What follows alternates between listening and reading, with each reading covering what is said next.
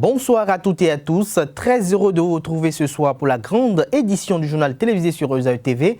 Dans un instant, les principaux titres des informations à développer. Le Conseil des ministres de ce mercredi 25 septembre 2019 s'est tenu sous la présidence effective du chef de l'État, chef du gouvernement et président de la République, Patrice Talon. Au terme de ce rendez-vous hebdomadaire des membres du gouvernement, plusieurs grandes décisions ont été prises dans plusieurs secteurs vitaux. Des précisions dans cette édition. Le lancement du festival ZA a été effectif dans la soirée de ce mercredi 25 septembre 2019 à la place des Martyrs de Cotonou. Ce festival, qui est à sa 4e édition, a présenté comme particularité cette année plusieurs innovations avec notamment la participation de 5 autres pays d'Afrique. À suivre dans ce journal, la promotrice du festival Gloria Kwesi-Govor qui présente les innovations de cette édition. La question du chômage est au cœur des préoccupations sociales, économiques et politiques en Afrique. Les différentes écoles économiques divergent sur l'explication du phénomène et plus encore sur son traitement. S'agit-il de fondements économiques, sociaux, notamment la formation ou des politiques étatiques? Dans un instant, Herman Kekere, consultant en politique publique, nous en donne des éclaircissements. Papa. Oui, ma fille. Tu sais, je t'ai dit qu'après mon bac, je veux devenir journaliste reporter d'image, non? Papa, tu penses m'inscrire où? ESAE. ESAE, papa. Waouh! Maman, maintenant que j'ai eu le bac, je veux faire les finances et trésors. Tu comptes m'inscrire où? ESAE, mon fils. ESAE? Oui, maman. Papa. Oui. Tu sais qu'après mon bac, je veux être diplomate, non? Et tu comptes m'inscrire dans quelle université? Mais ESAE, naturellement. ESAE? À ESAE, vous êtes bien formé dans les filières comme administration du travail et de la sécurité sociale, administration générale et territoriale, administration des impôts, gestion des marchés publics, planification et développement local, droit et sciences économiques et de gestion. ESAE, c'est aussi sa télé numérique ESAE TV et son journal L'Informateur. ESAE, c'est à Bedjromede, 3e rue après le carrefour 16 ampoules allant à Jericho. Numéro de téléphone 98 98 14 00 96 80 55 11 90 93 65 21. ESAE, l'excellence a un nom.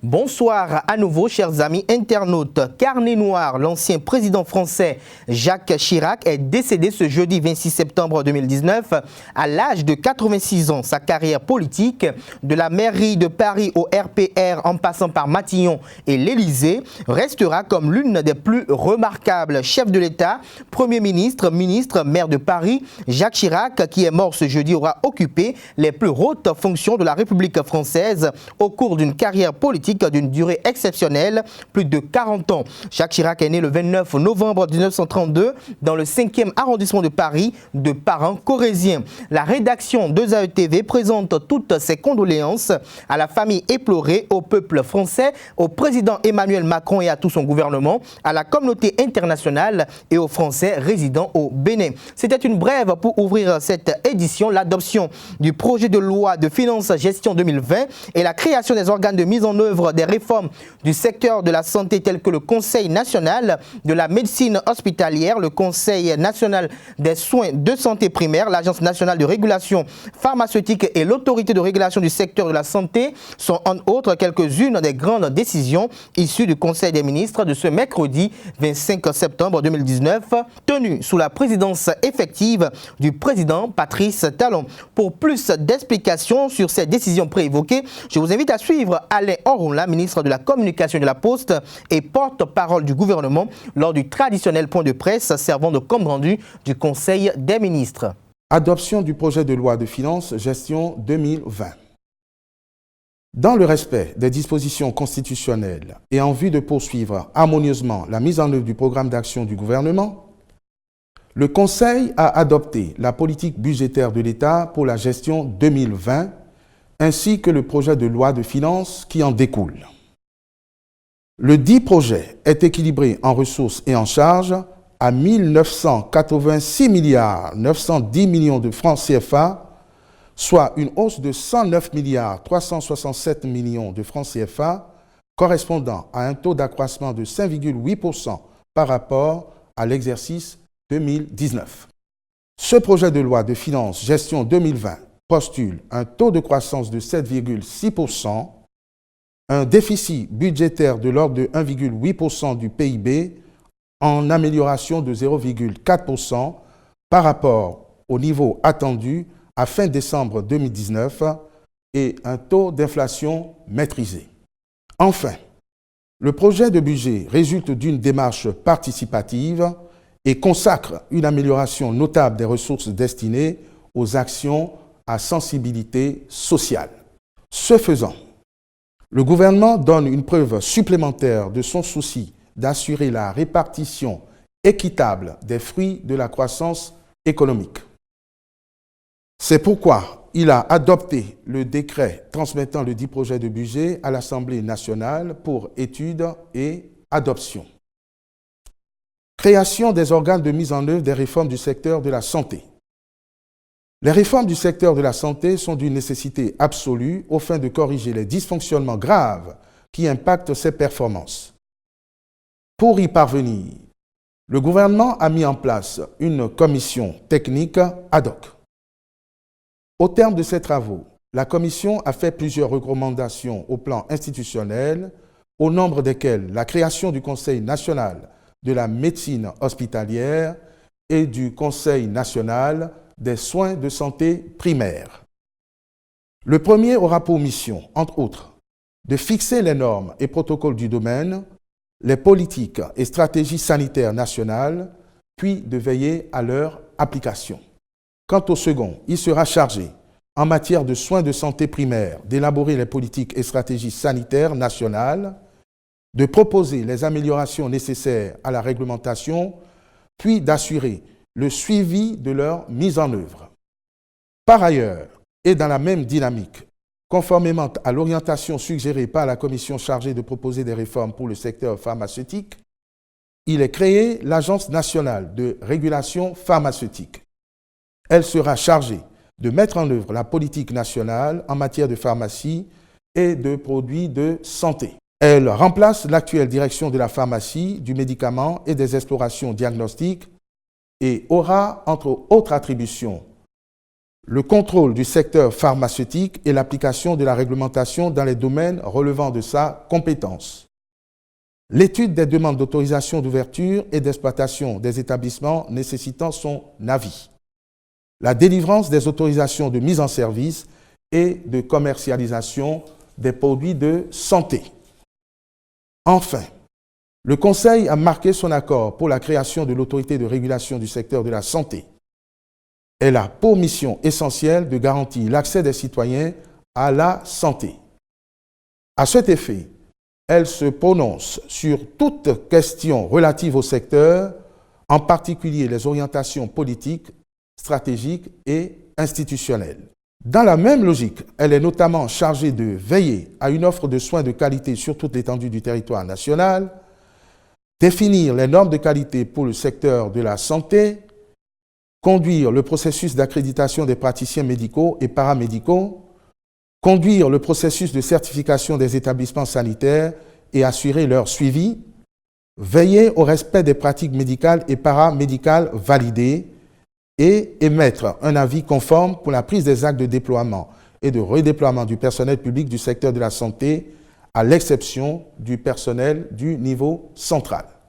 En adoptant ces textes réglementaires, le Conseil entend faire procéder diligemment à l'installation des divers organes et veiller à leur fonctionnement optimal.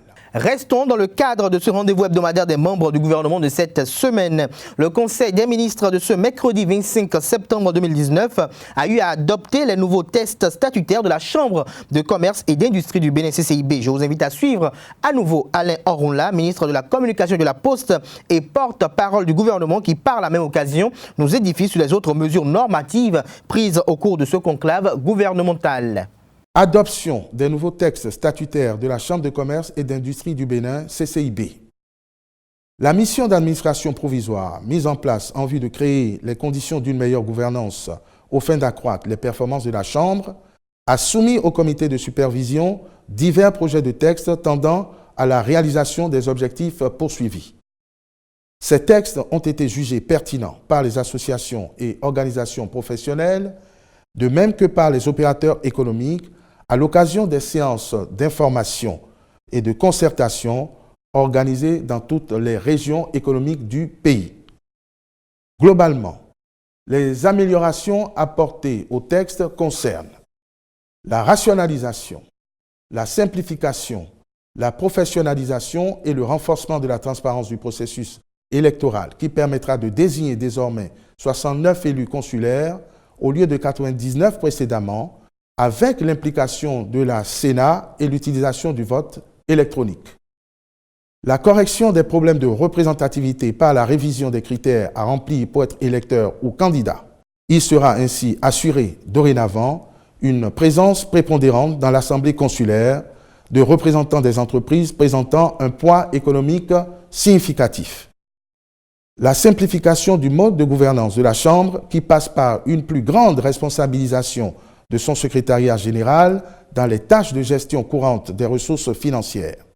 De fait, les membres du bureau consulaire se chargeront de superviser les tâches opérationnelles de façon à apporter plus efficacement leurs conseils pour la définition de stratégies ou modalités d'organisation d'action et leur réseau pour des partenariats au service de la promotion du secteur privé. La clarification des rôles pour faciliter l'imputation des responsabilités en cas de mauvaise gestion d'une part et pour assurer le recouvrement de cotisations des membres par la Direction générale des impôts d'autre part. Appréciant ces innovations importantes pour l'institution consulaire, le Conseil a adopté les projets de décret portant approbation des nouveaux statuts de la CCIB, régime électoral à la CCIB, convocation du corps électoral en vue des élections consulaires pour la mandature 2020-2025, désignation de commissaires aux comptes auprès de la CCIB, secteurs économiques et branches d'activité érigés en collèges électoraux dans le cadre des élections à la CCIB. Le Conseil note par ailleurs qu'en dehors des travaux relatifs aux textes statutaires et à l'organisation des élections, les autres tâches confiées à l'administration provisoire se poursuivent convenablement. Il s'agit principalement du bilan de compétences du personnel de la Chambre et de la mise au point du nouveau manuel des procédures de gestion, ainsi que de la conclusion de divers partenariats. Le comité de supervision veillera au bon déroulement des élections consulaires et au respect du chronogramme mis à jour pour la finalisation des actions de réforme engagées en vue de l'installation de l'Assemblée consulaire et de l'élection de son nouveau bureau au cours de la première quinzaine du mois de janvier 2020.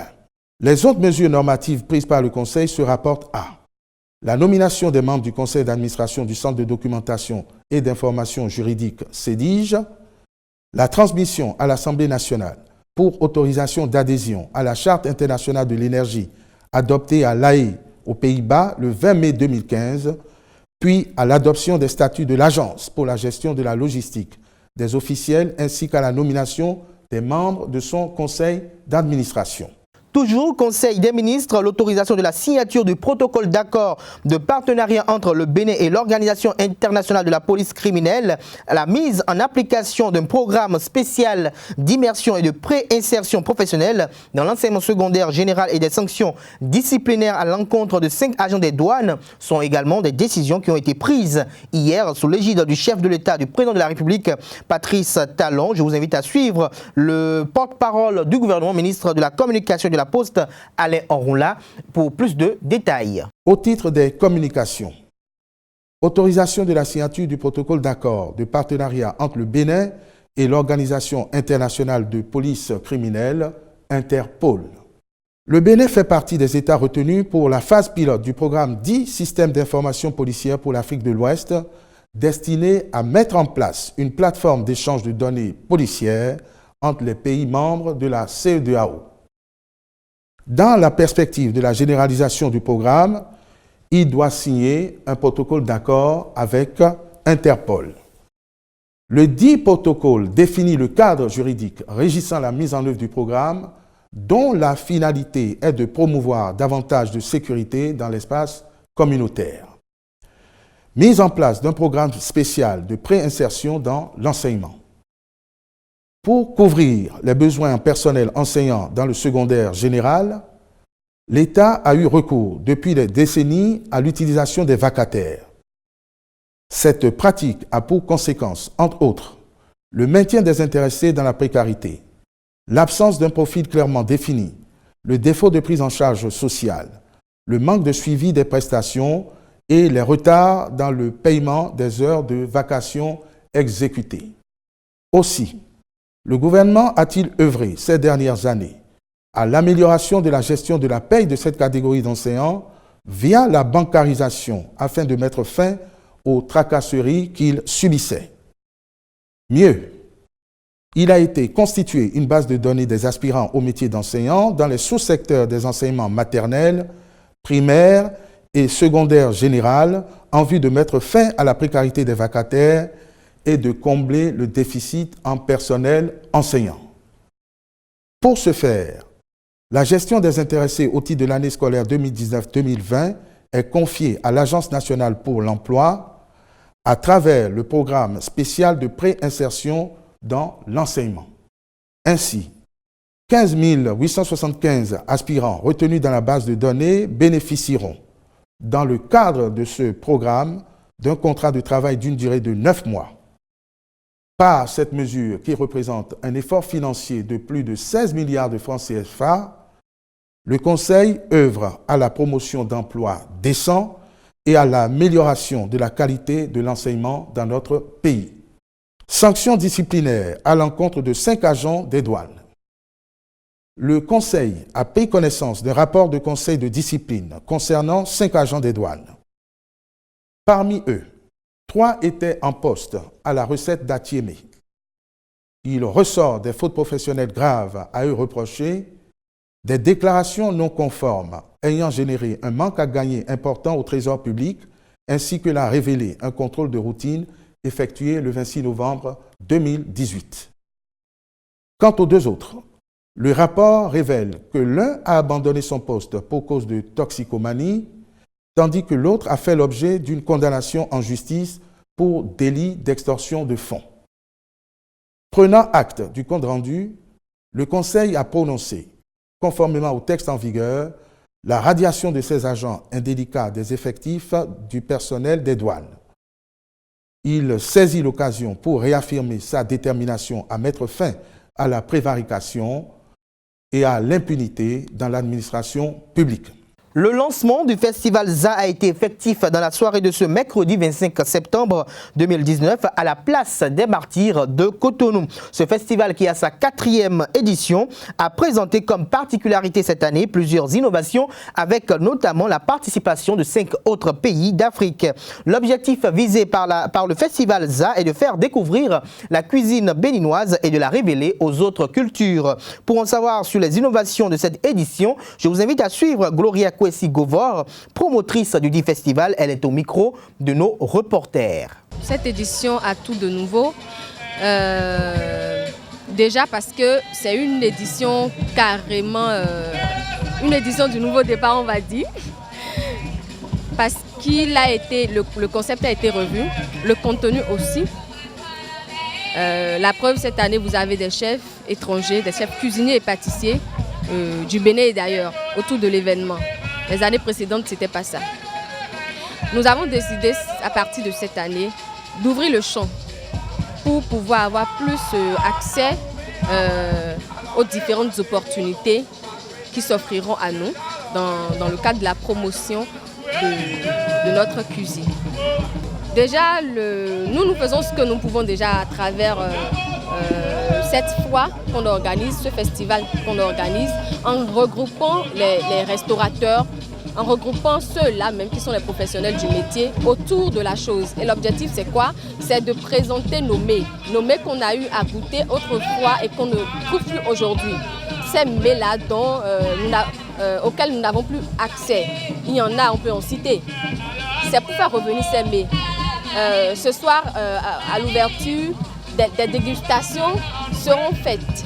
Et vous allez constater que c'est des mets, peut-être que vous ne connaissez pas, mais qui ont été revisités et adaptés à tous les palais. Aujourd'hui, les jeunes font beaucoup d'efforts. Beaucoup d'efforts se font dans dans le secteur de l'agroalimentaire. Vous allez voir des innovations, les tomates concentrées, venues d'ailleurs qu'on consomme. Il y en a aujourd'hui qu'on produit localement.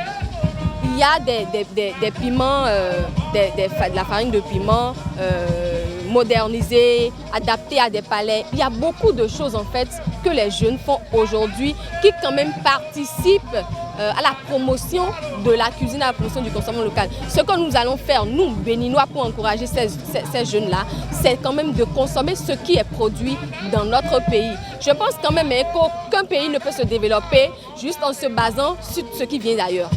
Et au Bénin, on accueille plus ce qui vient d'ailleurs que ce qui est dans notre pays. Alors qu'on a des talents, nous avons de la matière à en revendre.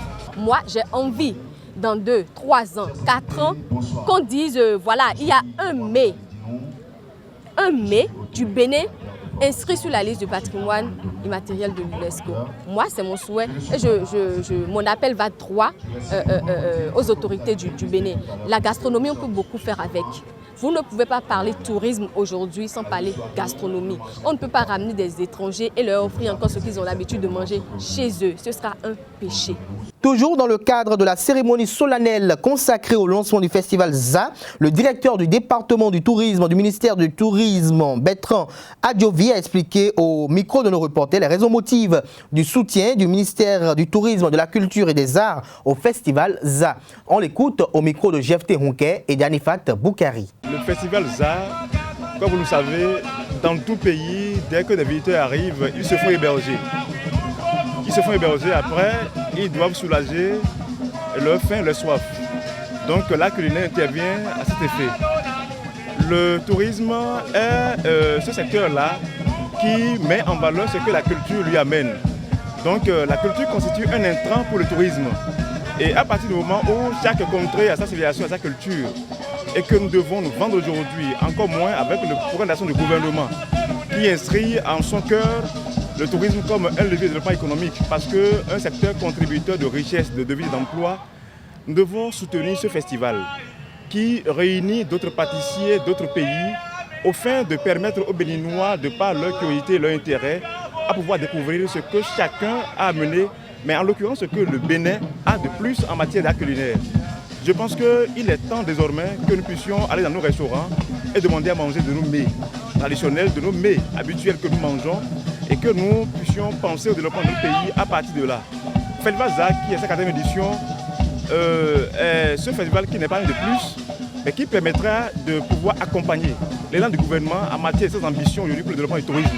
Étant donné que, comme je vous le disais, c'est l'alliage fait entre la culture et le tourisme qui permettrait le réel développement de ce secteur-là aujourd'hui. Nous avons une kyrielle de mets chez nous.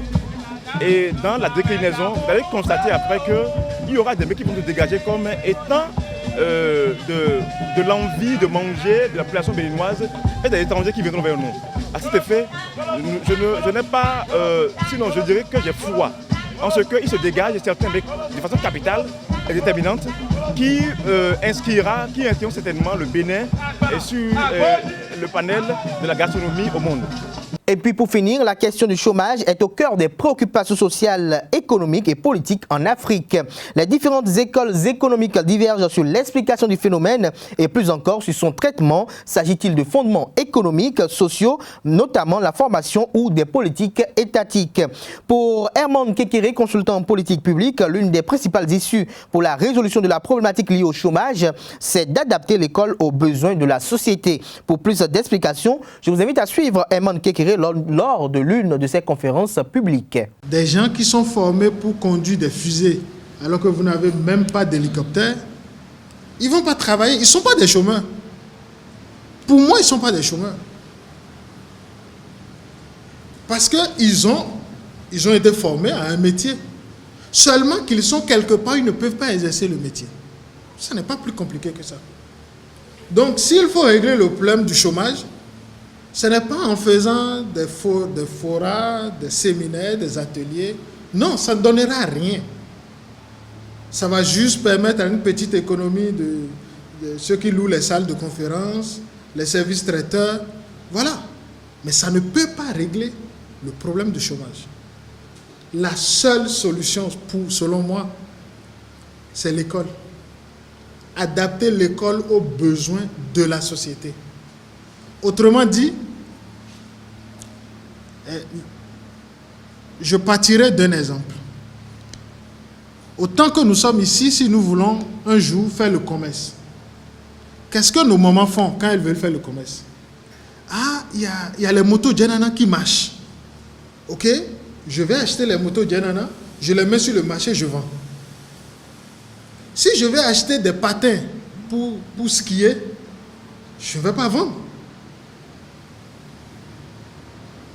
Par conséquent, si la formation, si le produit que j'achète, c'est-à-dire la formation que j'achète, en réalité on achète la formation. Quand vous allez dans un institut de formation, dans une école, vous payez pour avoir une formation.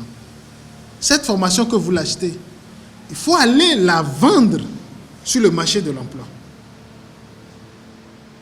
Si vous achetez des patins d'hiver, est-ce que vous pouvez les vendre au Niger, au Bénin, au Togo et en Côte d'Ivoire? Ce n'est pas possible. Conclusion, c'est le client, c'est-à-dire le consommateur, qui détermine ce qu'il faut aller acheter. Le commerçant ne vend que ce que le consommateur veut. Le commerçant ne peut pas aller acheter en Chine un produit qui ne sera pas consommé sur le marché. Mais ici, nous achetons tous les jours des produits qui sont sous-consommés ou pas du tout consommés. Et on dit qu'on est chômeur, on n'est pas chômeur. Si vous avez un diplôme ou bien vous avez appris un métier qui n'est exercé qu'en France, allez en France l'exercer. Pourquoi vouloir l'exercer au Bénin? Mesdames et messieurs, c'est cette information que je mets un terme à la grande édition du journal télévisé de ce soir sur EZAE Télévision. Merci pour l'attention et passez une agréable soirée en compagnie de nos programmes sur les www.ezaetv.bj.